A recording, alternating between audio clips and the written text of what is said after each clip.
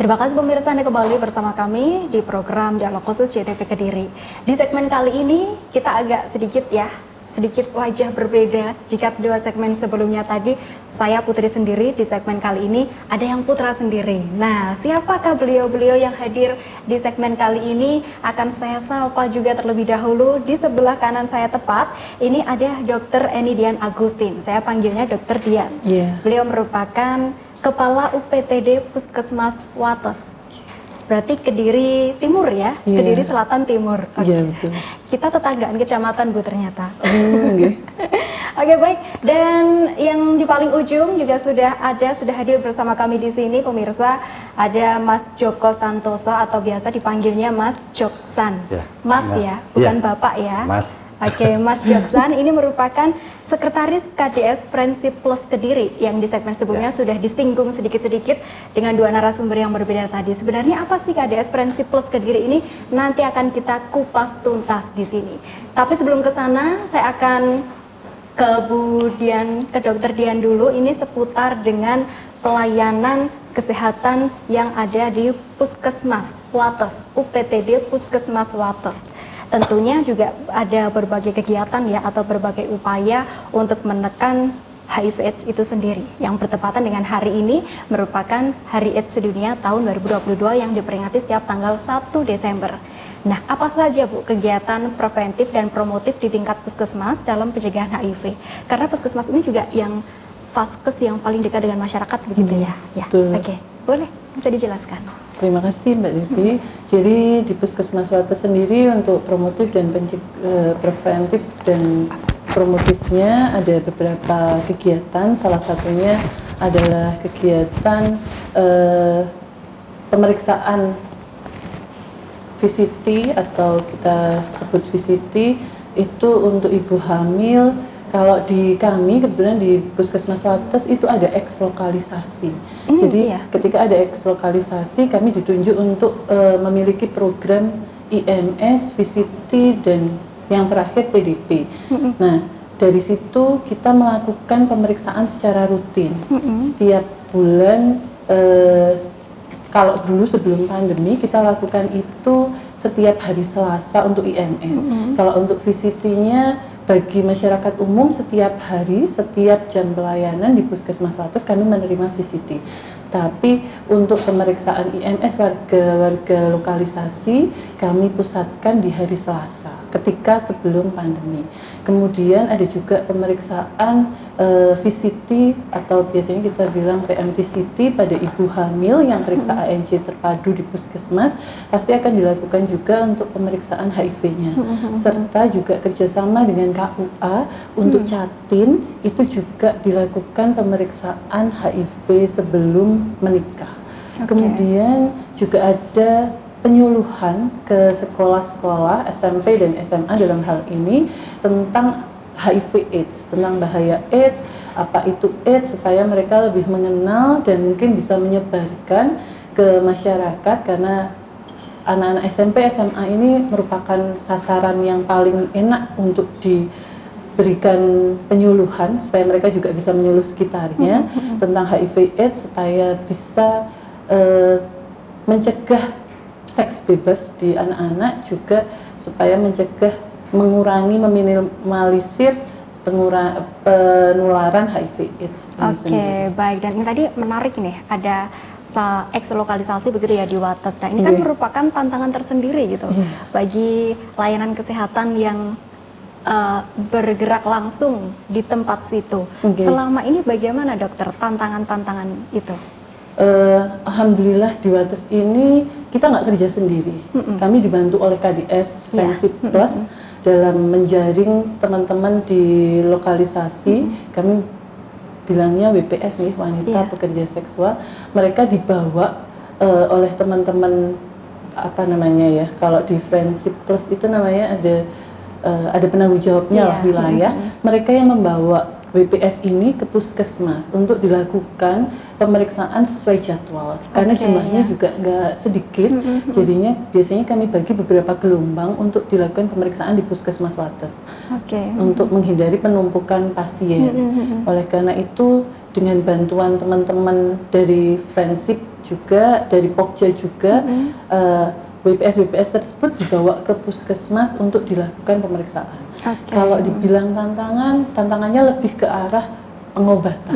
Kadang kalau mereka terdiagnosa sakit infeksi menular seksual maupun HIV/AIDS, mereka sangat sulit sekali untuk diminta berobat secara teratur.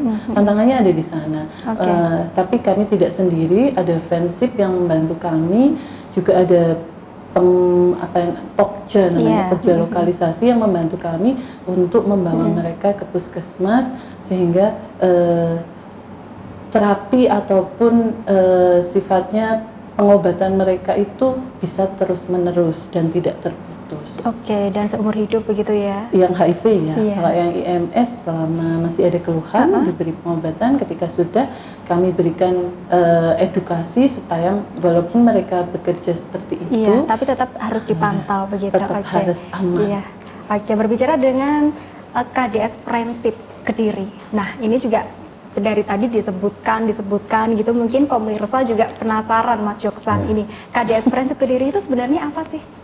Terima kasih. Tapi KDS Friendship itu sebuah komunitas orang dengan HIV/AIDS ya di Kediri Raya yang didirikan oleh ODA itu sendiri. Gitu. Jadi visi misi kita adalah agar ODA ini berdaya dengan permasalahan mereka sendiri untuk menghadapi semua masalah, jadi tidak tergantung ke orang lain. Jadi gitu. Dengan seperti itu mungkin ODA yang ada di Kediri bisa tanggap sendiri dengan masalah mereka secara tidak langsung. Kalau mereka bisa tanggap dengan masalah mereka sendiri, stigma itu akan terkikis secara otomatis seperti itu. Kalau sejauh ini melihat di lapangan Mas Joksan ini melihat stigma masyarakat terkait dengan HIV/AIDS ini seperti apa? Masih tinggi sekali ya, karena dari dulu mungkin orang-orang mitos kalau stigma, kalau orang-orang dengan HIV pasti orang yang seperti ini ya, kebanyakan banyak negatifnya. Kalau di lapangan masyarakat itu tidak tahu sebenarnya banyak anak-anak atau ibu rumah tangga yang sebenarnya mereka tidak melakukan kegiatan yang beresiko tertular HIV, tiba-tiba mereka ini sudah diketahui saya sekarang sebagai ODA gitu. Jadi makanya inilah tugas kita, tugas KDS dan seluruh masyarakat dan instansi terkait untuk melakukan edukasi ke masyarakat untuk menghapus stigma dan diskriminasi itu. Berarti selain penyakitnya itu juga harus diobati, stigmanya ini juga harus dihilangkan begitu ya. Baik. Terus kalau untuk dari upaya puskesmas sendiri, ini Dokter Dian, apa yang harus dilakukan oleh pasien jika terdeteksi positif? Ketika pasien terdeteksi positif di Puskesmas Wates, karena kalau HIV/AIDS kami diberikan metode bahwa temukan segera obati. Jadi ketika sudah ketemu HIV/AIDS positif, otomatis kita harus segera melakukan terapi. Kebetulan Puskesmas Wates merupakan salah satu puskesmas PDP, sehingga ketika kami menemukan kasus positif bisa langsung kami berikan pengobatan sesuai dengan SOP yang sudah terstandar. Ketika itu bukan Vaskes PDP, akan dirujuk ke Vaskes PDP dan kami sebagai Vaskes PDP akan menerima rujukan tersebut dan mengobati sesuai dengan kondisi pasien. Karena memang ada perkecualian obat-obat tersebut, sehingga ketika kondisi pasien tidak bisa untuk obat yang jenis ini, regimen ini, bisa diganti dengan obat yang regimen lain, dan itu membutuhkan keterus-terangan dari pasien, apalagi jika positifnya tidak ditemukan di puskesmas kami. Jadi kalau seumpamanya ketemunya mungkin di rumah sakit lain atau di puskesmas lain dan puskesmas tersebut tidak langsung merujuk atau pasiennya lari, nah itu membutuhkan kemauan dari pasien untuk berterus terang untuk mengakses layanan PDP. Ketika sudah di puskesmas dilakukan pemeriksaan dan positif, kemudian diberikan pengobatan.